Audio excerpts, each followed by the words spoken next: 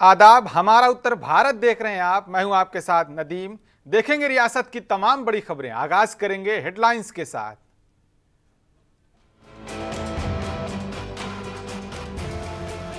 उत्तर प्रदेश में 10 लाख करोड़ से अधिक के निवेश प्रस्ताव का एक दिन में होगा शिलान्यास, बोले सीएम योगी।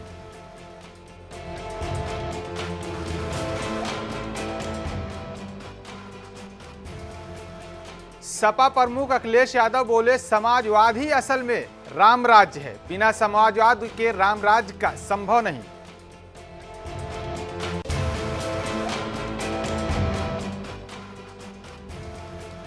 पीएम मोदी ओबीसी नहीं जनरल कास्ट में पैदा हुए, आपको बेवकूफ बनाया जा रहा है, उड़ीसा में बोले राहुल गांधी।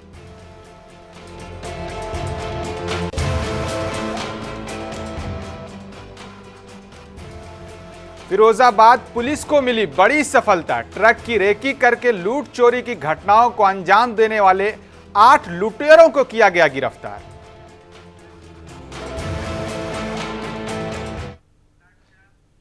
अब खबरें तफसील से। लखनऊ में आज यूपी इंटरनेशनल ट्रेड शो के रेंजर सेरेमनी और विभिन्न परियोजनाओं के शिलान्यास में सीएम योगी शामिल हुए। उन्होंने कहा उत्तर प्रदेश में 10 लाख करोड़ से अधिक के निवेश प्रस्ताव का एक ही दिन में शिलान्यास किया जाएगा।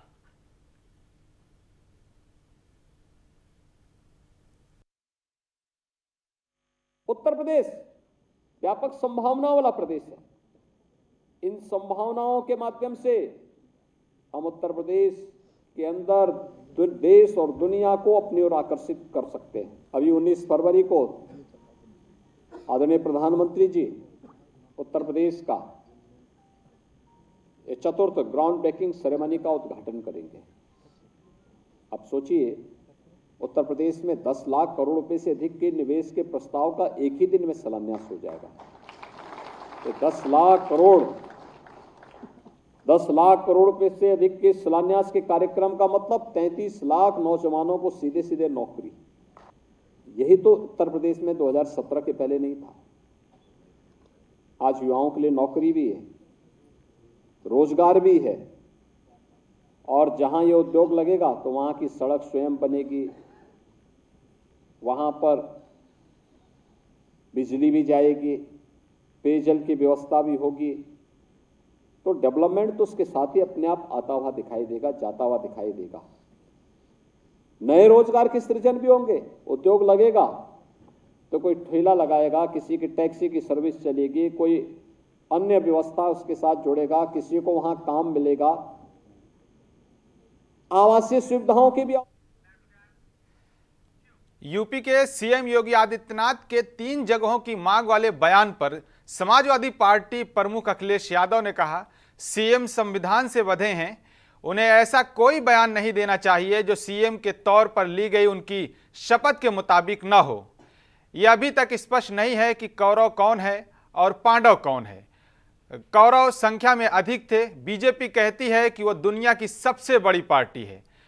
हमने महाभारत में पढ़ा है कि जिसके पास सबसे बड़ी सेना थी वो कौरव थे। जीत उनकी होगी जिनके पक्ष में भगवान है। अखिलेश यादव ने यह भी कहा कि जो लोग सत्ता में बैठे हैं वो बाबा साहब भीमराव अंबेडकर जी के संविधान के तहत नहीं काम कर रहे हैं। मैं समझता हूं मुख्यमंत्री जी संविधान से बंधे हैं, संविधान से बंधे हैं वो, और मुख्यमंत्री जी को वो कोई बात नहीं कहनी चाहिए जो संविधान जिसकी शपथ ली है उन्होंने, शपथ के बाद अगर ऐसी बात करेंगे मुख्यमंत्री जी, और वो भी on the floor of house, कि कौरव कौन है पांडव कौन है, तो अभी तो यही नहीं तय हुआ है कि कौरव कौन है पांडव कौन है। मैं आपसे कह रहा हूं कि जो लोग सत्ता में बैठे। वहीं सपा प्रमुख अखिलेश यादव ने कहा जो समाजवाद है वही असल में राम राज्य है और बिना समाजवाद के राम राज्य संभव नहीं है। समानता की बात करना चाहते हैं तो समाजवादी सिद्धांत से बेहतर कोई सिद्धांत नहीं है। जिस समय समाज में गैर बराबरी खत्म हो जाएगी, जातियों का भेदभाव खत्म हो जाएगा, उसी दिन समाजवाद और राम राज्य का रास्ता खुल जाएगा। ये बात कई बार कह चुके हैं, जो समाजवाद है वही राम राज्य है। और अगर आप राम राज्य तक पहुंचना चाहते हैं तो बिना समाजवाद के वो संभव नहीं है। अगर आप इक्वलिटी की बात करना चाहते हैं, सबके साथ बराबरी की बात करना चाहते हैं, तो समाजवादी सिद्धांत से बेहतर कोई सिद्धांत नहीं है। और जिस समय समाज में गैर बराबरी खत्म हो जाएगी, जातियों का भेदभाव खत्म हो जाएगा, ऊंच नीच खत्म हो। वहीं कांग्रेस सांसद राहुल गांधी भारत जोड़ो न्याय यात्रा चल रही है। इस दौरान राहुल गांधी ने पीएम मोदी पर हमला करते हुए कहा कि पीएम मोदी का जन्म ओबीसी वर्ग में नहीं हुआ है। वे गुजरात के एक तेली जाति में पैदा हुए थे। इस समुदाय में बीजेपी ने साल 2000 में ओबीसी का टैग दिया था। उनका जन्म सामान्य जाति में हुआ था। वो कभी जातीय जनगणना नहीं होने देंगे क्योंकि उनका जन्म ओबीसी समाज में नहीं हुआ है। उनका जन्म सामान्य जाति में हुआ है। मोदी जी पार्लियामेंट में कहते हैं ओबीसी वर्ग को भागीदारी की क्या जरूरत, मैं ओबीसी हूं।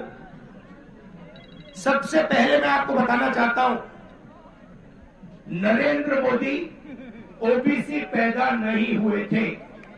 फिर से सुनो, नरेंद्र मोदी जी तेली का, सुनो भैया, मैं बहुत गहरी बात बोल रहा हूं। आपका लोगों का, आप सब लोगों का भयंकर बेवकूफ बनाया जा रहा है।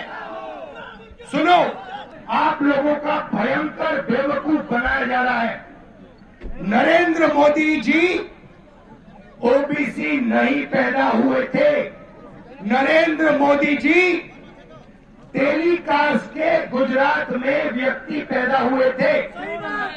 उनको, उनकी कम्युनिटी को बीजेपी ने 2000 में ओबीसी बनाया। आपके प्रधानमंत्री ओबीसी नहीं पैदा हुए। वहीं बीजेपी और आरएलडी के बीच गठबंधन को लेकर बातचीत अंतिम दौर में पहुंच चुकी है। आरएलडी ने 4 लोकसभा सीटों की मांग की है, जबकि बीजेपी ने आरएलडी को 2 सीटों का ऑफर दिया है। इसके पीछे बीजेपी का तर्क यह है कि 2019 में आरएलडी ने सपा बीएसपी गठबंधन में सिर्फ 3 लोकसभा सीटों पर चुनाव लड़ा था, जिसमें मथुरा, बागपत और मुजफ्फरनगर शामिल थी। बता दें कि आरएलडी बीजेपी के बीच 2 लोकसभा सीटों और एक राज्यसभा सीट पर बात बन सकती है।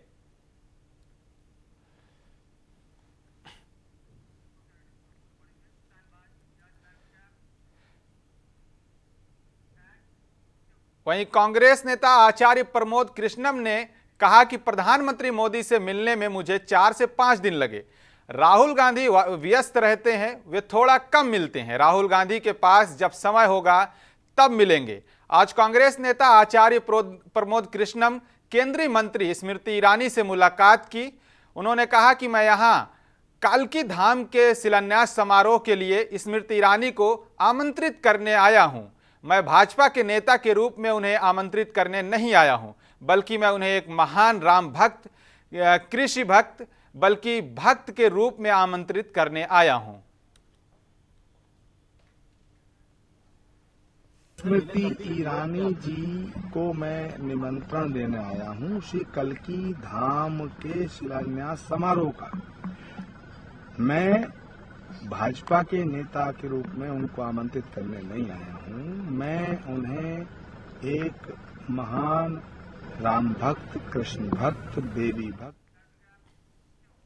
आज फिरोजाबाद में मुफ्ती सलमान अजहरी की गिरफ्तारी को लेकर मुस्लिम समुदाय के उलमाओं ने मौलाना तनवीर उल कादरी के नेतृत्व में एसपी सिटी सर्वेश कुमार मिश्रा को ज्ञापन सौंपा। मौलाना तनवीर उल कादरी ने कहा कि हमारी मांग है कि मुफ्ती सलमान को तुरंत रिहा किया जाए। हालांकि उनको बेल मिल गई है, लेकिन गुजरात पुलिस ने उनको एक और झूठे केस में फंसाया है, जिससे उनकी अभी रिहाई नहीं हो पाई है। मौलाना तनवीर ने आगे कहा कि उन पर लगाए गए झूठे मुकदमों को तुरंत खत्म किया जाए। मुफ्ती सलमान ने अपने बयान के दौरान ऐसी कोई बात नहीं की जिससे किसी की भावनाएं आहत हों। सुन्नत यहाँ आने का मकसद हज़रत मुफ्ती सलमान अजहरी साहब की रिहाई के ताल्लुक से हम लोग ने यहाँ पर ज्ञापन दिया। खबर ये मिली कि उनको जूनागढ़ केस में जो उन्हें गिरफ्तार किया गया था, एक झूठे इल्ज़ाम लगा करके उससे उनकी बेल तो हो गई है, लेकिन उसके साथ ही उनके ऊपर एक और मुकदमा जो कच्छ गुजरात से और दायर कर दिया गया है। और खबर ये मिली है कि अब कच्छ की पुलिस ने उनको अपने हिरासत में लिया है। हम इसलिए आए थे कि मुफ्ती सलमान अज़हरी साहब को बाइज्जत बरी किया जाए और जो उनकी बेल हुई है, बेल होने के बाद में जो वहीं अयोध्या हनुमानगढ़ी महंत राजू दास का एक वीडियो सोशल मीडिया पर वायरल है, जिसमें वो स्वामी प्रसाद मौर्य के विवादित बयानों पर कही है कि श्री राम प्रभु का अपमान कर रहे हैं, कहीं रामचरितमानस का अपमान कर रहे हैं। महंत राजू दास ने कहा कि अब सभी सनातनियों को मेरा यही निवेदन है कि इनको अब समझाने की ज़रूरत है। अयोध्या हनुमानगढ़ी ने सीधा ये कह दिया है कि समाजवादी पार्टी के अध्यक्ष अखिलेश यादव इनको बढ़ावा दे रहे हैं। आज पुनः एक समाजवादी पार्टी के दुर्दांत बौद्धिक आतंकवादी स्वामी प्रसाद मौर्य जी महाराज ने यह कह दिया कि भगवान राम की प्राण प्रतिष्ठा की क्या जरूरत है, क्या भगवान राम निर्जीव थे। कितनी दुर्भाग्य की बात है कि स्वामी प्रसाद मौर्य माननीय अखिलेश यादव जी के प्रसह पर रोज लगातार ऐसे शब्दों का प्रयोग करते हैं जिससे सनातनी को तक। उत्तर प्रदेश के सभासद अपनी 7 सूत्री मांगों को लेकर बुधवार को विधानसभा का घेराव करने की तैयारी में थे। सभासद विधानसभा तक न पहुंच पाए, इसको लेकर बाराबंकी में रात 1 बजे सभासद एसोसिएशन के प्रदेश अध्यक्ष को होम अरेस्ट कर लिया गया। बाराबंकी में प्रदेश महामंत्री राजेश शर्मा को होम अरेस्ट करने के बावजूद जिले के सैकड़ों की संख्या में सभासद विधानसभा पहुंच गए। वहां अन्य जिलों से आए सभासद विधानसभा के गेट नंबर 1 पर इकट्ठा हो गए। गेट नंबर 1 से विधानसभा की ओर जाने के दौरान पुलिस ने उन्हें गिरफ्तार कर लिया। पुलिस सभी सभासदों को गाड़ी में बैठाकर इको गार्डन ले गई, जहां पर सभी को रोका गया। कुछ देर बाद वहां कुछ अधिकारी आए और सभासदों को ज्ञापन स्वीकार कर लिया है। अपनी 7 सूत्री मांगों को लेकर विधानसभा पे हमें माननीय मुख्यमंत्री जी को ज्ञापन देना था। उसी के कार्यक्रम के तहत हमको लखनऊ के कार्यक्रम का जो 7 तारीख को रखा गया था, आज की तारीख में उसका प्रभारी भी बनाया गया था। उसी के मामले में हम लोग लखनऊ के लिए अपने सभासद भाइयों के साथ बाराबंकी से लखनऊ जाना चाह रहे थे। उसी मामले में टिकैत नगर पुलिस ने हमको रात में करीब 1 बजे, आज की रात जो बीत चुकी है, होम अरेस्ट कर लिया। उसके बाद अभी हमको 1 घंटा हुआ है होम अरेस्ट से फ्री किया गया है। लेकिन हम अपने राष्ट्रीय अध्यक्ष नीरज इंसान जी के अध्यक्षता में ये लड़ाई लड़ते रहेंगे। हमारे सभासद भाइयों के सारे अधिकार जो छीन लिए गए हैं, चाहे वह विश्वास प्रस्ताव हो, चाहे मानदेय हो, हम लोगों को किसी भी प्रकार का कोई भी सरकार की तरफ से या जो भी है अधिकार सारे छीन लिए गए हैं। इसकी हम लड़ाई निरंतर लड़ते रहेंगे।